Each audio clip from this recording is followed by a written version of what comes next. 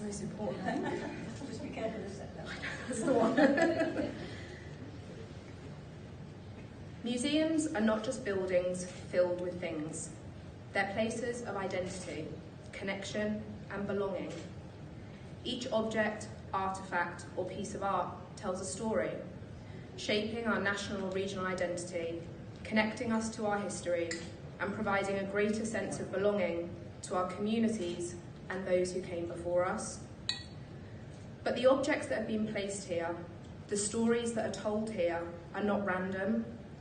They're curated to draw out a particular narrative and distill a specific kind of understanding, one that has all too often aligned itself with the dominant and mainstream narrative of history. History that was written by the conqueror, those people in our society who held the power, the privilege, and the pen. A story is not a universal truth. The events of the past could be narrated in a variety of different ways, depending on whose point of view we uphold, whose voice we give power to, whose words are deemed profound enough to live on in the pages of our history books. For too many years, those in our society who've been brutalised and marginalised have also been silenced. Their faces have been unseen, their stories have been untold, and their history has been whitewashed. Decolonising history is a process of asking ourselves, whose narrative is this? Which point of view is missing? Whose story is untold? Because when it comes to historical interpretation, none of us are objective. We're shaped by our social and cultural understanding of the world, the way that we've been taught to see and make sense of the things around us.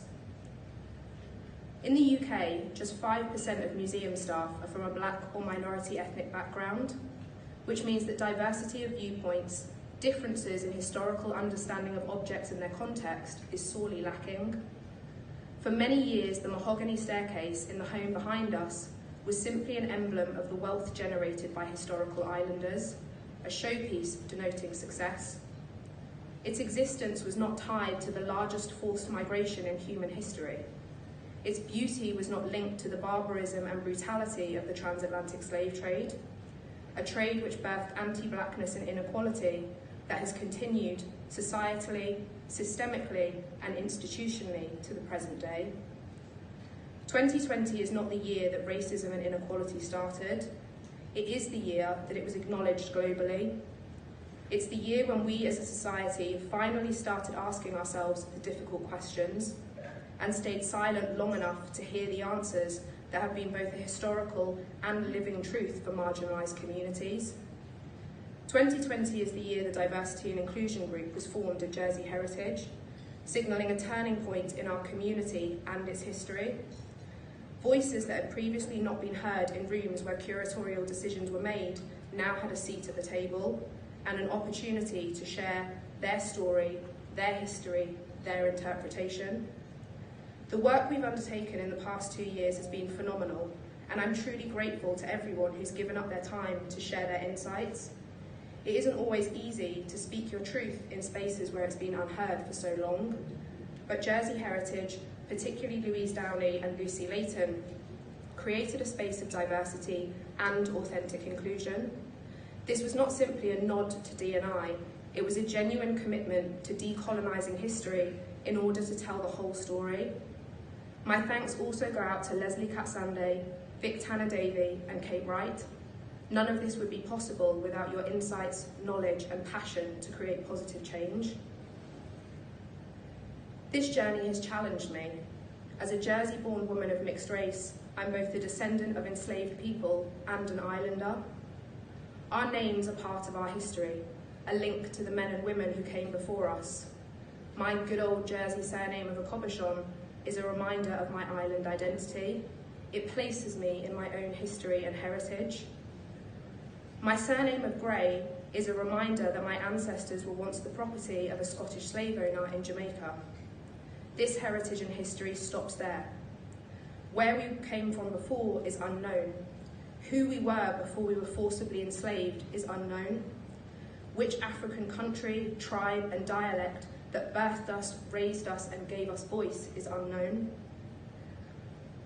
This side of my family history ends in brutality. It stops the moment the Middle Passage started. Two truths, two narratives, two races, one whole identity. You see, I like to think that I'm the living proof of our ability to hold two narratives at the same time. I benefit from white assumed privilege, and I experience pain related to racial trauma inflicted on my family. Both of these things exist within me, and one does not negate the other. Decolonising history is much like this, an ability to acknowledge two or more narratives at the same time, without seeking to create a hierarchy based on white supremacy. The history of Jersey's links to the slave trade is one that's been untold for too long. It's not something that happened over there, away from our island shores. We are a part of that history. Wealth generated from the trade in human beings was held here.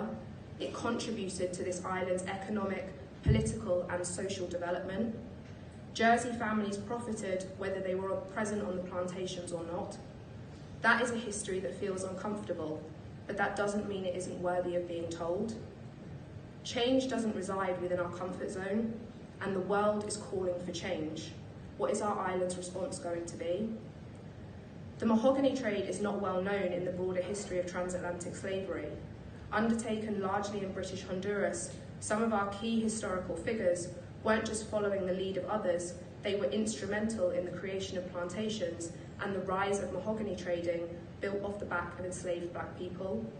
This exhibition seeks to share that history, to show what has not been seen, to give voice to what has not been heard, to recognise and represent a view of our history that too many of us would rather forget.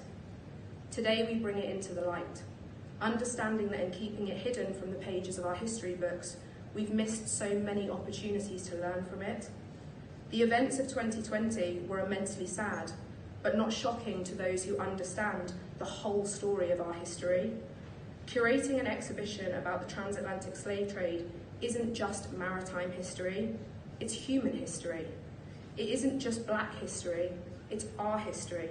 And if we have any chance of tackling its insidious legacy, characterised by persistent and continued social and economic inequalities, we must all be prepared to value our heritage enough to confront the full reality of our past so that we can work together to create a better future. We do not inherit guilt, but we do inherit responsibility. We have all been shaped by colonialism, and so many in our society have been harmed by it. On this International Day for the remembrance of the slave trade and its abolition, the question is, what role can you play in changing the narrative for future generations?